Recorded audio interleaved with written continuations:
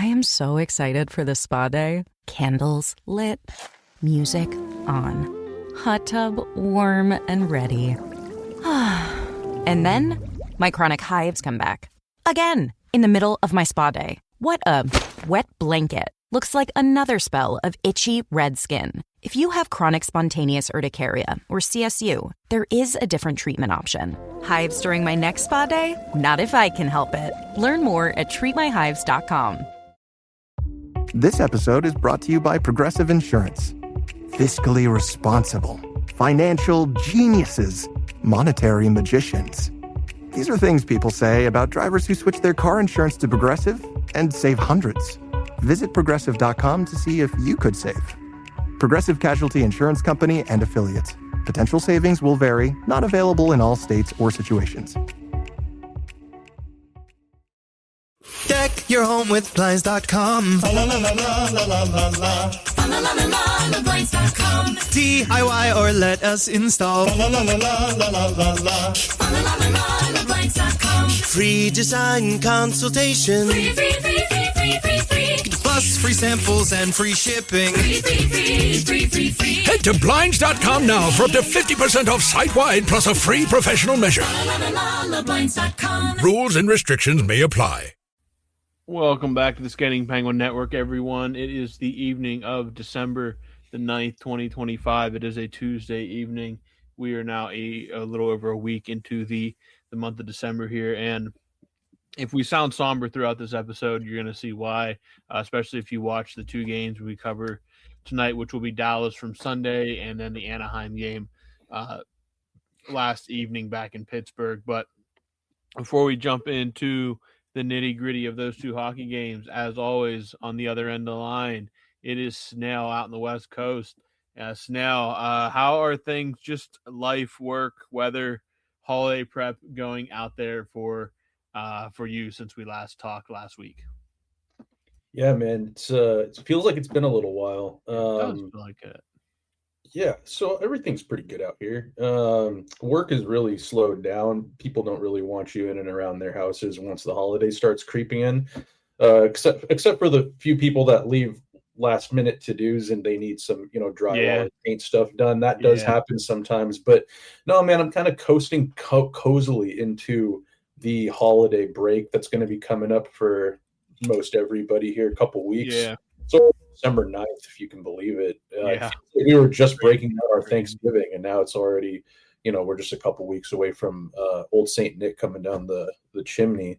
But other than that, man, I've been there's not a whole lot going on, which is kind of nice. Watching a lot of hockey, which is awesome. Watching teams that aren't the Penguins, it's so funny. Like, the Penguins we're somber right now, and we're going to get to that. But like watching something I'll always treasure, and this probably comes from when I was young. I was a huge fan of all my hometown teams. Well, like the Sonics and the Mariners, really. Yeah. And, but I learned at a young age, it's so fun to watch sports you love when you have no ties to them. Yeah. And that's not true. That's not like a massive like epiphany that I'm revealing to everybody out there. But watching hockey in the wintertime when there's not a lot going on, and that's kind of all you have to look forward to in the day, it's kind of a nice time, man. Like I love this time of year. And yeah, man. So that's kind of what I'm up to, dude. Other than that, not a whole lot. Shooting pucks in my backyard and whatnot. It's very rainy. We're actually going to get an atmospheric river in Seattle tonight. I think we're going to get some insane amount of rainfall, even for Seattle, in like a 24-hour span. So I was actually outside today. There's a couple woodpecker holes above a window, and I was out there patching those this afternoon before the rain comes. So that's what's going on in my neck of the woods. How are things out east, Robbie, out in Western Pennsylvania? Things are right now cold. I think we talked about that back last time we talked. It was cold. Monday was really cold. It's probably the coldest it's been since winter arrived. Today, a little bit warmer, but we're supposed to get some snow and rain tomorrow, which will be Wednesday. So yeah, it's going to be a little. The weather at least is going to change a little bit and not be quite as. It wasn't at least too bad to be outside. The sun peeked through a little bit. That's always nice. Yeah, so it wasn't completely like gray and cloudy and miserable. At least had some sunlight peeking through. But overall, it's still winter. It's been cold, but hopefully that hopefully we have a nice white Christmas, and then if it just doesn't get like crazy snowy the rest of the winter, I think I'll be fine. It's just that everything from like January to like March is just can be really brutal around here. Cold wise, cold and snow. It can be a mixture of both. Yeah. I think in our area in my lifetime, I think we've had 2 white Christmases. Wow. Yeah, I mean, you guys it just doesn't rain. Yeah. It's just rain because we're right around the Puget Sound, and there's that it's hard to call it warm water and warm air because it's actually really cold, but it's not like Northeast. You guys have got the Great Lakes, and you've got, I think, a couple other factors out there. Yeah. We've got we're wedged between 2 mountain ranges, and I think it's something about that it just never really gets cold enough down near sea level to really snow all the time. How many white Christmases do you think you've had in your life? Oh, when we were younger, that was like the norm. Again, we're not on any body of water here. We're surrounded by mountains and valleys, so we get we don't have the all that moisture coming off. You guys have the Sound and the Pacific Ocean right there. Yeah. We have lake effect, but the lakes get so cold that the lakes just create more snow if we get hit with the lake effect. We're just we don't get the weather right off the water with all the moisture like you guys do. But we're surrounded by mountains and valleys, so we get hammered with snow if we get anything this time of year, especially if that temperature can stay low. So here's the hoping we at least get occasional peaks of sunshine, because that makes you feel a little bit better amidst the dreariness of a Pennsylvania winter. But you'll feel like a plant. You get a little sunlight, and all of a sudden you're like, wow, I haven't felt this alive in a few weeks. Yeah. But speaking of dreary, the Pittsburgh Penguins. Yeah, let's get to this, man. So Sunday they're in Dallas. There's no Evgeny Malkin in this game. So they're already shorthanded, and they're in a position where, despite all that, despite being down a guy, they're leading 2-1 in the final minutes of this game. And as has become a theme with the Penguins, not just this season, that's one thing that has not left with Mike Sullivan leaving, is their inability to close out a hockey game. Miro Heiskanen ties it with about 1:50 left with the empty net. And nobody scores in overtime, because why not? And then the Penguins blow it in the shootout for at this point, the 4th time this season on Sunday. A game where, Snail, I mean, without getting too frustrated, it's just, again, a game where, okay, you've already taken the first 2 of this road trip, 1 in Philadelphia, 1 in Tampa. You're happy to walk away with 5 out of 6 points, but it's one of those things where, though that's not the worst result in the world, actually it's a pretty good result for this Penguins team. Mm-hmm. 6 points was on your doorstep. If this is a game where you battled back and tied it and lost in overtime, you feel a lot different about that 5 out of 6 points.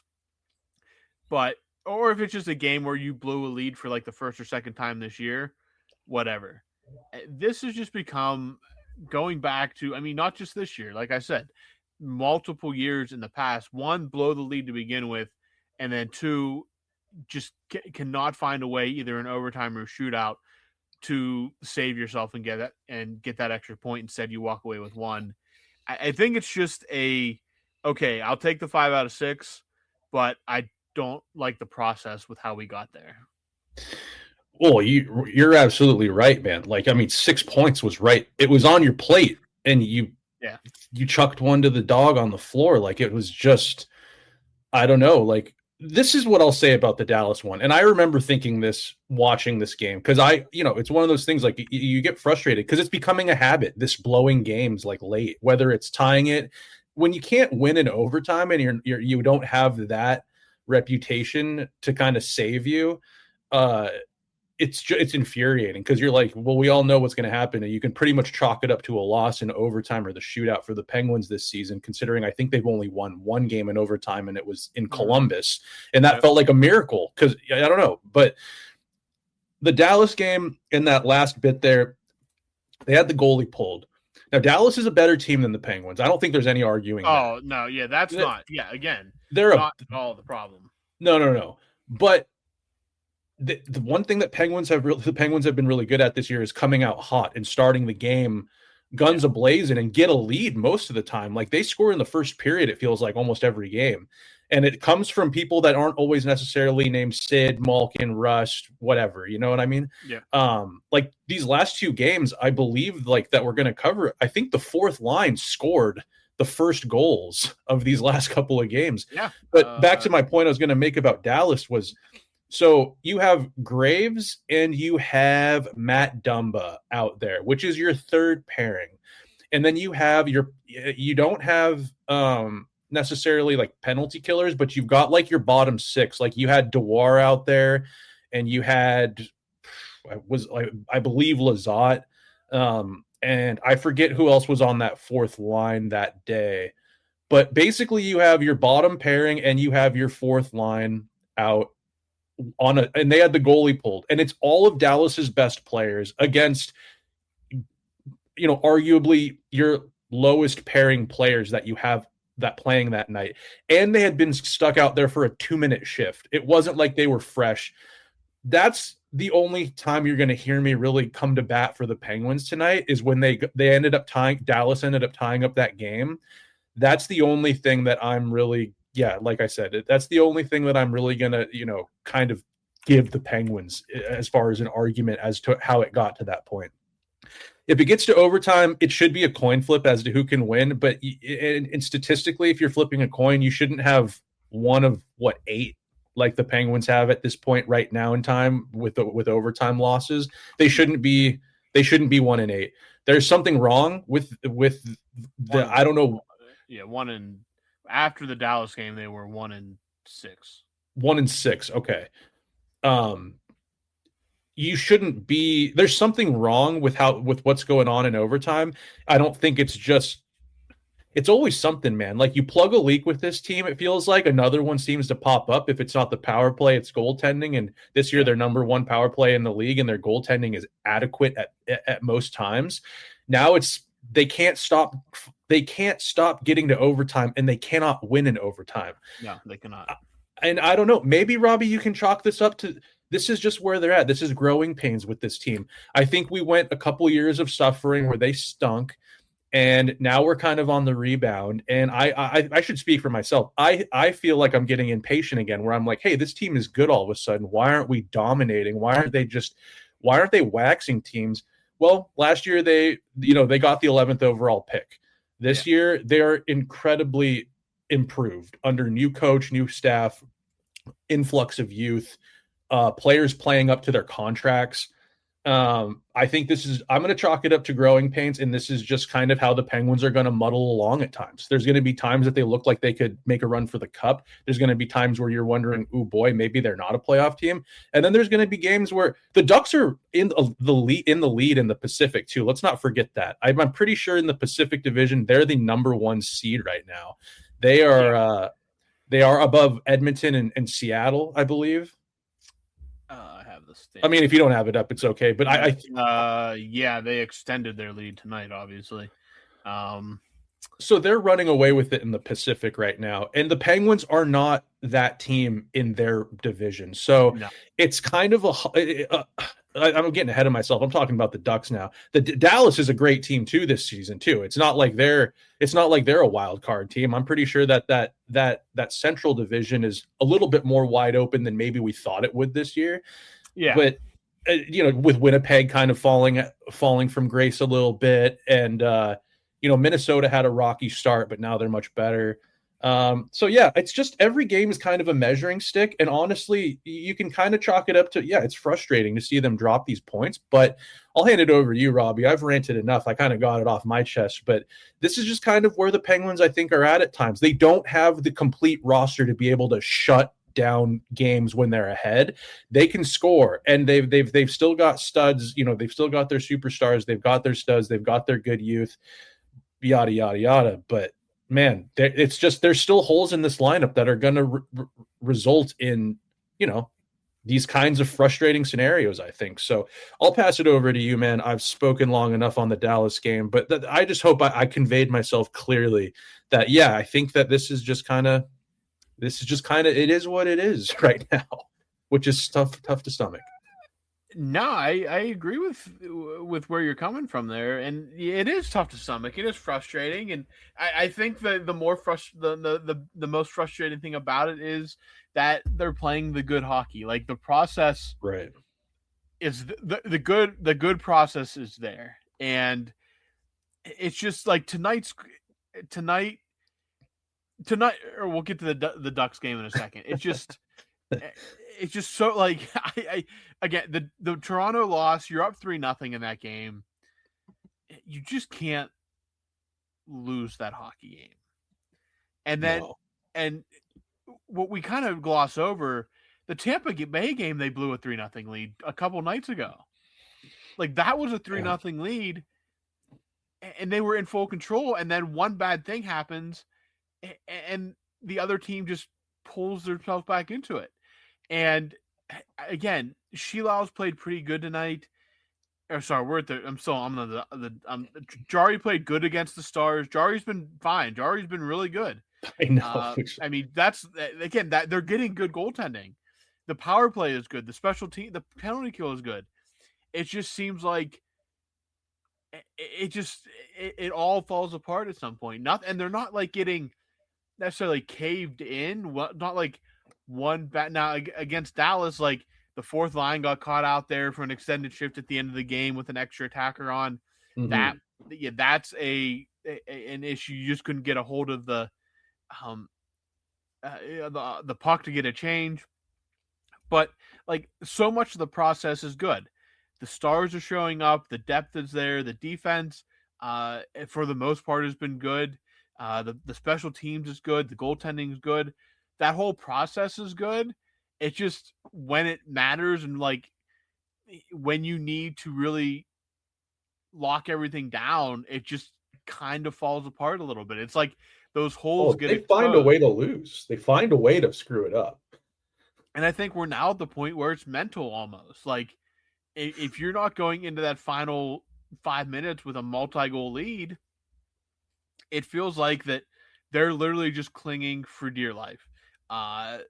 And the other teams are just too good. Like these teams, even a bad team is just there's the talent or the parity in the league.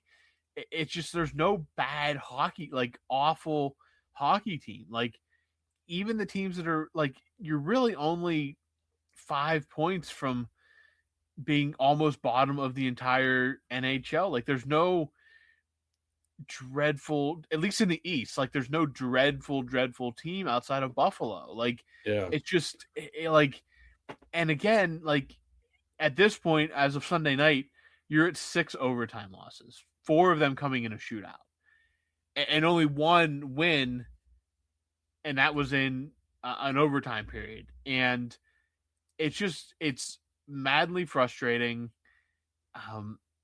That it just keeps that it came to this again, that they have the stars. You have this chance to have this perfect road trip. And again, if they would have gone down to the Stars 3-1 and found a way to claw back and lost in a shootout or overtime, listen, that's fantastic. 5 out of 6 points on the road. Awesome. Would have taken that every day of the week. And I'm still happy with 5. I'm still happy with 5 out of 6 points. Right. But 6, the perfect cherry on top of this entire trip, was right there for the taking. And it just, the same habits come back. You blow the lead and you end up having to settle for 5 out of 6 rather than walking away with all 6. And it's just, that process is what is frustrating, because it just keeps it's just a broken record at this point. Yeah, and like you said, Robbie, the last thing you want is for this to become a mental thing and it becomes a habit, because you're talking about you close that game out and you walk out of there with 6 points. Pretty soon your team has confidence now that they can close out games, and maybe you get into that situation again like tonight in Anaheim, and maybe the mental fortitude going into that third period with a lead until zero point 0.1 seconds on the clock, maybe you have a little bit more of that mental fortitude, and maybe instead of doubting yourself, you make the right play. So yeah, I agree with you, man. It's I think it is mental. I don't want it to become a thing, because we've seen this team when they become fragile mentally. I mean, every game just turns into chaos, and not good chaos. It's bad. It's chaos for them and not the other teams. So yeah, it's just yeah. And this was like, again, it's hard to be too disappointed on Sunday. It's just more of a frustration. We're just gonna they lose this game 3-2 in a shootout. The shootout itself, it's bad. The shootout. They say they're practicing this, but if they are, it's not showing up in any way in the shootout. Jari stops 2 of 3 shots in this shootout. He gave you a chance, and all 3. Jari was the best player that game. For that Dallas game, he was unreal, and in the shootout, he looked so confident, man. And sometimes when Jari, he doesn't always look confident. We know that in the last couple of years. And they wasted it. Yeah, he stops 3. He stops 2 of 3. He stops the first 2. He stones Robertson and Duchesne. But Russ Crosby give you nothing. Rantanen scores, and then Letang, who has been, I think they said he's 4 out of 24 in his most recent attempts or something. It's something absurd. It was something just awful. And he has nothing. Like, he hasn't been good in a shootout for years now to begin with. Oh, we're going back to 2013. Yeah. Like, he hasn't been. He does the same trick, Robbie. Yeah. He goes forehand, backhand, and then nothing. You don't think Jake Ottinger has a little book on just about everyone? Again, for them, they know exactly what's coming. When you have nothing up your sleeve, they know it's not hard for these goalies. It's not hard for them. That's just like, that'd be like sending out a fan out there and just telling them to go down there and try to score. Try it. Yeah. Try it. Pull a beer leaguer out. Yeah. But yeah, the shootout bad Boko again. Amama. Literally anything. Why Ben Kindle not shooting? You're telling me Ben Kindle, with all his hockey smarts and you don't think he's got a bag of tricks that he practiced in his driveway since he was 4 years old? Absolutely. And I just don't get. Are these players asking not to shoot in the shootout? Like, I just don't know. Why do you? I'm sorry, Sid is. I mean, every goalie is going to see Sid coming down, and they're going to feel a little fear because he's Sidney Crosby. But I'm sorry, like, is Sid a shootout specialist? Like, is he the best dangles on the team when it comes to, like, the shootout? When you put another guy trying to get the puck off of him, or him trying to get the puck around him, different story. But when you're coming right down Main Street there and you've got no one in front of you but the goalie, you're telling me that there isn't someone on who's got a bag is Hazy. You think what's his first name? Kevin Hayes. I've seen some creativity out of that guy before in the shootout, and that's what they need. Like, don't be afraid. You're already chalking it up to a loss, I would say, at this point. If you're going into the shootout, whether it's the goaltending or it's the shooters, it's just not working. I don't know, man. They say they're practicing it, but I feel like they're lying. I don't see anything different.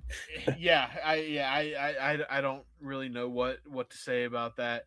Would it be almost embarrassing to be an NHL coach and be like, all right, everyone line up, we're going to do shootouts? You'd think so. That sounds like something you do at like Pee-wee hockey. Yeah, just let Jari shoot. I don't know. But he's got a goal. Yeah. But yeah, so they lose that game to Dallas, and finally they're back home. this evening, which is Tuesday the 9th. I was fired up for this game too, man, because the Ducks are a good team again. Yeah. And when they would lose to the Ducks before, it would hurt really bad because they were a dumpster fire. But now they're an exciting team to watch. The Penguins are exciting. I was fired up for this game, man. Yeah, so they're home. This is the first of 5 games, their longest homestand of the season. You are still, again, even to the disappointment of Dallas, you're coming home with momentum. 5-game homestand. 5-game homestand, 4 against Western Conference opponents, so it's some new faces coming. 100%. And hey, you start again. You mentioned Connor Dewar. The fourth line gets the scoring started in Dallas. Noah Chari gets the scoring started tonight. His first or second game back, third game back maybe Second from injury. game. Second game. He's back and he scores off a draw. His first of the season. It's 1-0. But then it starts to get a little shaky. Second period, Jackson Lacombe gets that shot was insane. Yeah, I mean, just a blistering shot to make it 1-1. And then Troy Terry, about 10 minutes later, makes it 2-1 Anaheim. So it's 2-1 getting toward the end of the second period. But Tommy Novak sends us into the intermission tied with his 5th of the season. A nice goal. Novak's really been playing well after struggling the first couple weeks of the year. And then you're in the third period, and nothing really much happening in this third period, but you get a late power play. Crosby gets it to Mantha. Mantha gets it. He tries to go across the crease to Rust, but it bounces off a duck into the net. It's 3-2 with under 4 to play. Now, if you didn't watch this game and you're just listening to this because for no other reason, how do you think this game ended? Because I'll tell you how it ended. With 20 seconds left, up 3-2. No, Robbie, you could just say they lost in a shootout. Oh, this is much worse than the Dallas game. 18 seconds left, sorry. Chris Kreider, Penguin killer, takes a penalty. The Penguins need, with a man advantage, they need to kill off 18 seconds. With 0.1 seconds on the clock. Erik Karlsson just throws it in the net. Yeah, Beckett Seneca just kind of makes a play. He has to do something because the clock's running out. He just throws the puck into an area, and Erik Karlsson bangs it in past Artur Shilov's. The light goes on, the green light goes on. The ref didn't really give a signal. Anaheim celebrates.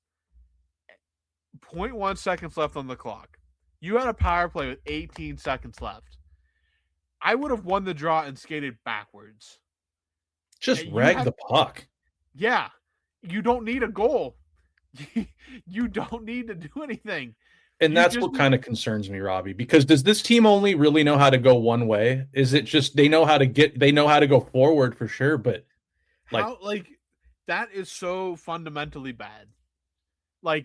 Of all the guys on the ice at that point, you have a multi-time Norris winner. You have Chris Letang, a multi-time Stanley Cup champion. Sidney Crosby, Brian Rust. All those guys on the ice. You have one job, and that is to kill 18 seconds. And not only do they score, it is in the dumbest possible fashion. It is in the type of fashion that a team that makes me think it's mental. Oh, absolutely. I think that how do they recover from this game? I was thinking about the coach. How does he address this with the team? You'd have to think, does Sid look around and say, what a bunch of ass clowns are we for that? At home? I don't even know how you, that is not how, I'm sorry, but I know that you have a power play and they pull their goalie. When they pull their goalie, get Erik Karlsson off the ice. Why at that point? You don't need Erik Karlsson on the ice for that situation. You know who had a great game today? Was Graves. Graves was very noticeable today. And maybe that was the first sign that this game was going to go to hell, because if Brian Graves is making power moves on offense and he's hitting 2 posts and he's shimmy shaking at the blue line, that means there's some wicked witchery afoot in that arena. And I don't know, man, but put Ryan Graves and you know who else had a good game? Clifton. Get them out there because this no longer is a traditional power play. You don't need to score. Their net is empty you too. Don't need to score. You just need to kill off 18 seconds. Treat it like a penalty kill. That's what I'm saying, man. Just treat it like a 5-on-5 or a penalty kill. And you don't need Erik Karlsson on the ice. You don't need Sid. You don't need whoever else was out there. I don't know. And because it's not like in the Dallas game where the clock's winding down and you have a power play. You have a man advantage. Yeah, I mean, at worst you have to kill off 5 or 18 seconds of 5-on-5 hockey, knowing that their goalie is not in. But that if they get the puck, they're going to do everything they can to press up the ice. That's the only choice they have. If they get possession at any point, they're going to have some kind of desperation heave to get the puck up the ice. And you can take a penalty at that point. You can drag Seneca down. You can do whatever you have to do to stop him from getting into the danger area. And then, okay, he does that. Let Shelovs play the puck. It wasn't threatening. Nothing Seneca did was necessarily threatening. He just kind of floated into no man's land and hit Erik Karlsson. Just let your keep icing play it. The puck. Ice it a bunch of times. Just not anything but that. Again, you're okay. At Dallas, you had 2 minutes to kill off. You had 18 seconds and a draw in their zone with a man advantage. Yeah, the puck crosses their own blue line or their own goal line with 0.1 seconds left. And then it goes to overtime.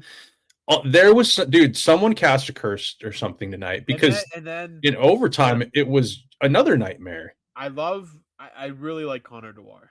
I do. Dewar. Nails. Listen, yeah. In that position, in that situation, he's probably one of the last people on the team I want getting a Sidney Crosby feed with the wide open net. Why wasn't Mantha there or Kevin Hayes? Mantha, Rust, Hayes. You'll never hear me say this again, but Danton Heinen. Anybody with any kind of offensive upside.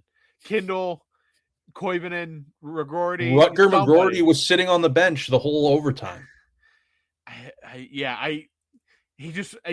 But Connor Dewar is a NHL. He's a bottom 6 player. Yeah, he should be able to put that in the back of the net. He hits the post, and then what happens? It hits Ville Husso, and it bounces out, and then Sid can't get to it. Yeah, Sid's scraping at it and just can't get a stick on it. Again, maybe there was a curse after they blew that lead. Maybe somebody in this crowd just said, "You're not winning tonight." One of those Seattle witches that helped the Mariners get so far was in the building. Yeah, apparently something was afoot, and the Penguins were just not winning that game because, of course, we go to a shootout, and God bless, they did change the shootout lineup a little bit, but the results are the same. Tommy Novak shoots it right into Ville Husso's pads. Crosby shoots it right into Husso's glove. And then Ville Koivunen did at least try a deke, but Husso read it like a book and shut it down. Leo Carlsson scores on Shelovs on their first shot. Even though Troy Terry missed, it didn't matter. And the Ducks miraculously walk away with the extra point. And this is 3 games in a row now they've blown leads. They were able to escape Tampa Bay. Tampa Bay, they actually blew a lead. Luckily, it was called back because of a hand pass.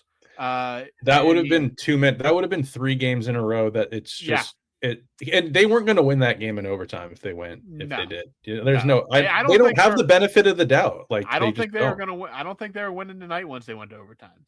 No, neither did I. I mean, clearly did. They even remember they entered overtime with a minute and 40 seconds, a minute and a half power play of 4-on-3 power play, and didn't look like they cared. They just passed it around the outside. They were shell-shocked that they were even in that position. I don't think once they blew that with a point with less than a second left, that game was over. You might as well just chalked up that extra point to Tampa or Anaheim and said, you know what, we're going to save ourselves the extra 5 minutes of skating. You guys can have it. We'll see you guys next year. But again, now I fear it's mental, and the only way it becomes unmental is if you get yourself in the situation, you find a way to win. No amount of coaching, no amount of practice, no amount of bag skating, no amount of anything, film, whatever, is going to change that until you get yourself in that situation. You find a way to close it down. Yeah, man, exactly. And it's like, dude, they have the fresh coach. Like it's not Sullivan in there, kind of, a creature of habit, putting the same guys in those same situations, and you're just like, dude, it's not working. Like it felt like the last couple of years. You've got fresh players out there, but you got youth, you got some young guys that don't have that stench on them from the last couple of years, and they're not necessarily the ones out there in overtime every time. And some of the new faces also, they're maybe not. They're not in that position to be out there in overtime because they're middle six, third liners at this point in their career, or bottom pairing type guys. But yeah, man, I think it's mental at this point, which is unfortunate, but they have runway to fix this. Dan Muse is not stuck in his ways. Dan Muse could start pulling some different strings to try to get different outcomes here. It's going to take some tinkering, man. And every once in a while you get in a rut, and it takes some effort to get out of it. But I would say that it's going to be interesting to see how they come out at home in 2 days. Because I think they play every other day from here on out. And I think they even have a back-to-back towards the end of the week here, if I'm not mistaken.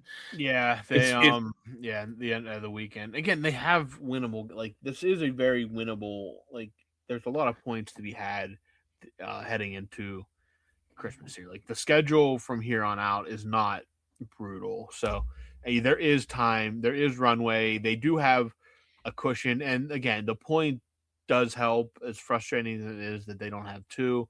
But again, they have 7 now. Like, it's already at 7. The only team with more, I think, is Vegas. But it does. The world is not ending. It's frustrating. It's just frustrating. It's just because it's the same. Oh, it's so frustrating. It's enraging.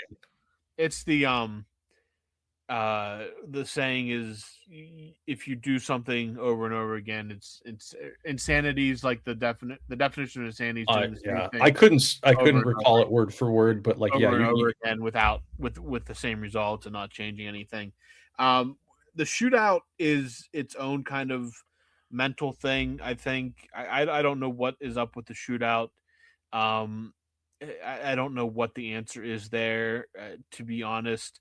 I think the late game collapse, that hurdle is you get yourself in that position and finally do it and just build confidence from there. The shootout thing, I don't know what the answer is there. It's just there's no creativity. Leo Carlsson went out there, and Leo Carlsson's move wasn't even anything. I mean, it's a move that every NHL guy should be able to make. Just make the goalie move first, and then go where he's not. Troy Terry missed the net on his. His wasn't anything fancy either. He just blew it past the post and hit the boards. But the Penguins, I don't know. I don't know what the answer is there. Crosby used to be aces at this, and now he just goes down there, tries to pick a spot. But the problem is, like, these goalies just make themselves as big as possible. And unless that is pinpoint accurate, it's not going in. None of the guys seem to want to make a move. I don't know why that is. And if they do, it is just a very basic move that they've made a million times before. Like we said on Chris Letang, forehand, backhand is an easy read on him now. So, or shooting it right at the goalie's chest protector. And you know what that is, Robbie? When you see a team that has creativity and they're successful in the shootout, they're not gripping the stick. The Penguins at this point in the year, when it gets to a shootout and they just know their history, they don't want to probably go out and try something a little bit more extravagant and miss, and then just be like, what am I doing? Just play it safe and try to pick a corner or go 5-hole. Like, I could see them just probably being in a position where they're like, we suck at this. I better not go out there and make an ass of myself in front of the fans again. And but I think that's what they need. They got to go the opposite direction. Somebody go watch, what's his name on Instagram? Like the puck handling specialists that are Instagram famous, like Swaggy P or Pavel Barber. Mm-hmm. Like, just someone go out there and pull some funky stuff, and just if it works, it's just see where that spark takes you, man. Because these are NHL players. Like, those guys are stick handling specialists on Instagram. They're not professional athletes. I mean, they're athletic is all hell, but I mean, I don't know, dude. Go just next team meeting. Just Dan Muse, pull up Instagram on the big screen and just watch some stuff and be like, does anybody here know how to do this? That's so stupid, but I'm just like, that's where we're at, I think. Does Dan Muse just go to the team and say, does anybody want to shoot? Does anyone have anything in their bag of tricks that because at this point it's open tryouts. It's just I mean, you just start throwing guys out there till you find something that works. I mean, next time you go up and maybe Ryan Graves. Yeah, I mean, Brazeau. I mean, we've seen him with his hands. Dude, why isn't he in the shootout? Yeah, why isn't he? Why isn't Ben Kindle out there in the shootout? Why is Erik Karlsson taking shootout shots?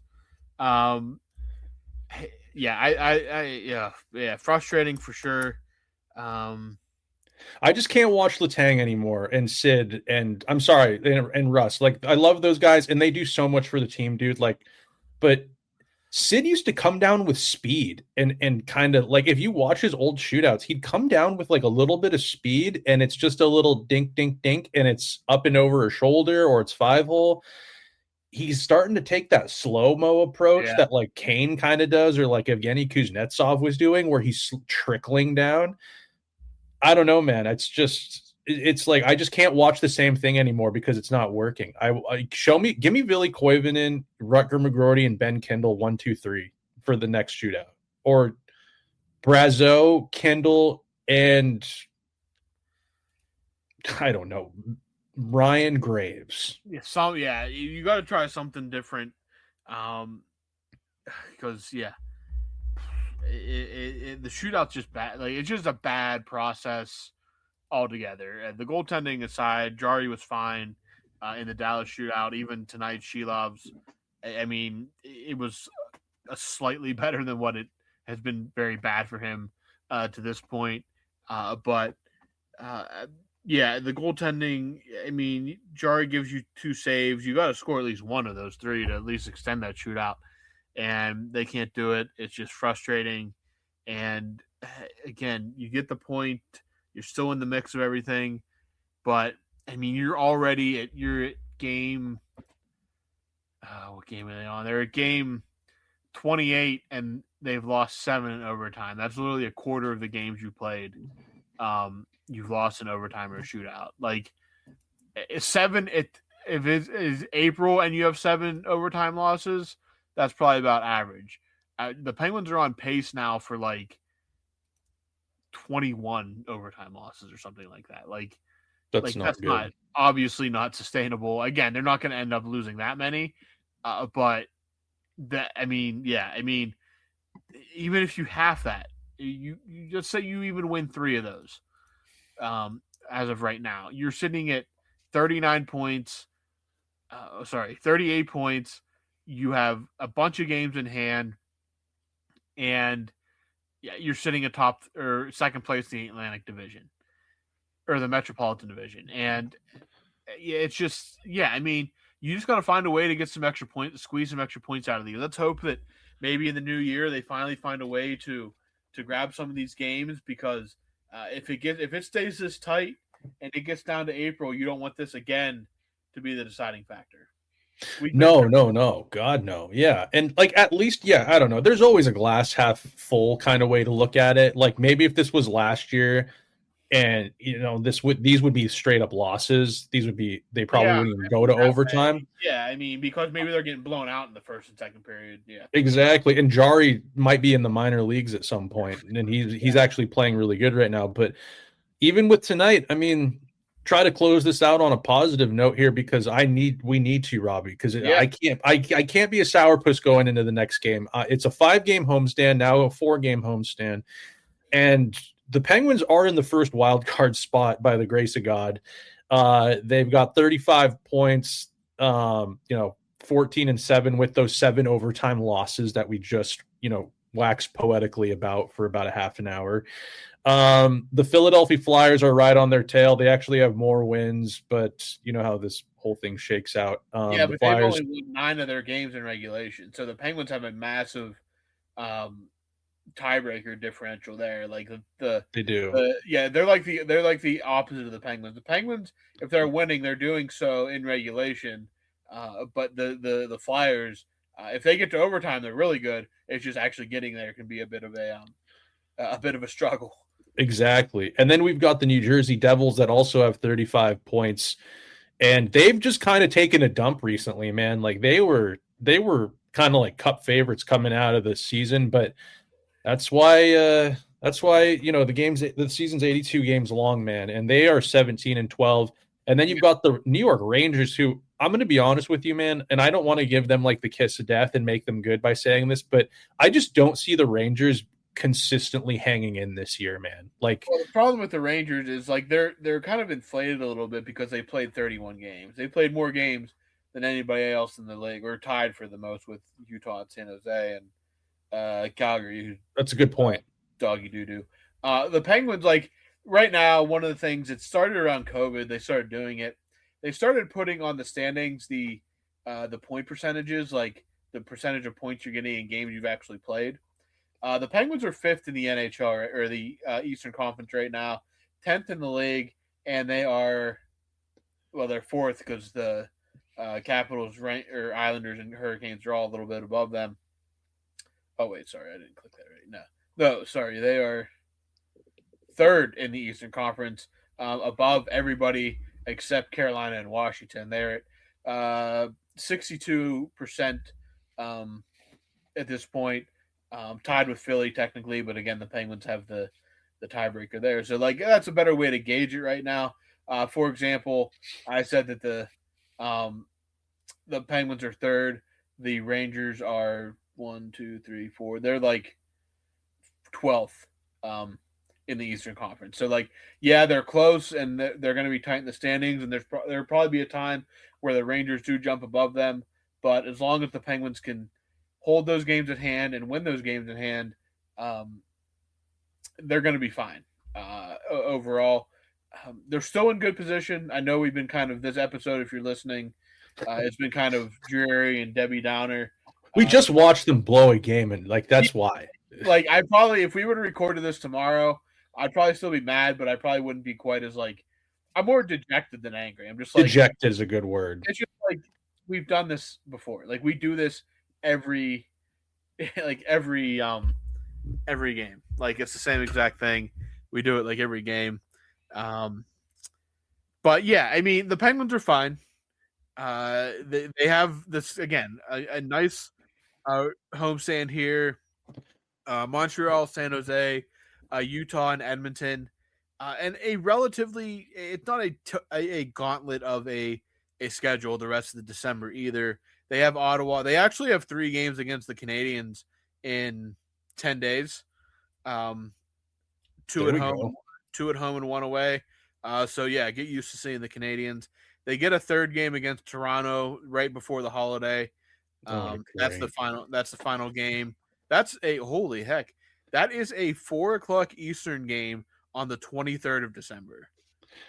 What a random time. What a random time for a hockey game. And then they have Chicago, who's, I mean, Bedard's obviously been playing really well this year. And then they come out of Christmas with a game on New Year's Day, and then they actually have a home and home on New Year's Day, and then the 3rd with the Detroit Red Wings. So I mean, yeah, the schedule, not to get too far ahead of ourselves here, is not it's not a juggernaut like lineup here. It's not murderer's row. I do have some bad news though. Saturday and Sunday this week are both back-to-back home games, and they're Saturday and Sunday afternoon games. So Chalk that up to a loss. At least they're not playing New Jersey, which is somehow the team they always play in those. That's who they somehow always play in those games. It feels like, but no. Who are they playing those two games? San Jose on Saturday, Utah on Sunday. Okay. So the Logan Cooley show will be rolling into town. Actually, Logan Cooley is hurt really bad. Oh, that's right. I did see that. His knee bent in a really bad way. But Saturday we will get the Max Celebrini show, the Will Smith show.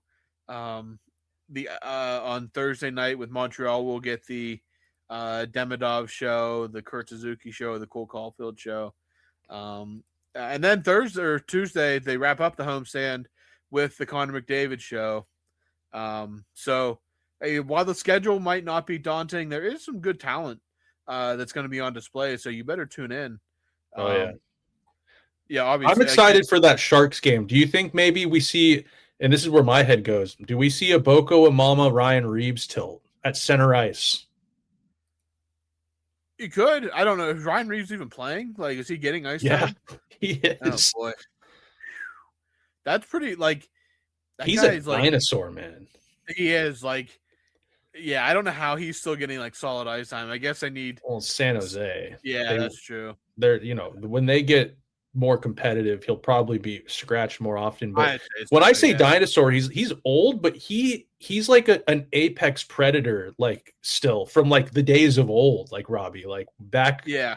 Like he's one of those guys. Like they don't. There's not a lot of them in the league anymore. No, not like he's not a mama type enforcer. Like a mama did an interview, like it came out either yesterday or today. And he basically said he doesn't consider himself a fighter. Like he said he's willing to fight, but he doesn't consider himself a fighter. He considers himself an energy guy, which again, he's only 6'1". Like he's not a massive, but he said he's willing to fight, but he does not consider himself an enforcer. That's interesting. Yeah. So he's not like a Michael Haley who was kind of I think Michael Haley was an enforcer and he was like 5'10". Yeah, Michael Haley. Played for New York and San Jose too. Yeah, that's going 5'10", like man alive. The amount of 5'10" guys that fought in the NHL is probably be able to count on one hand.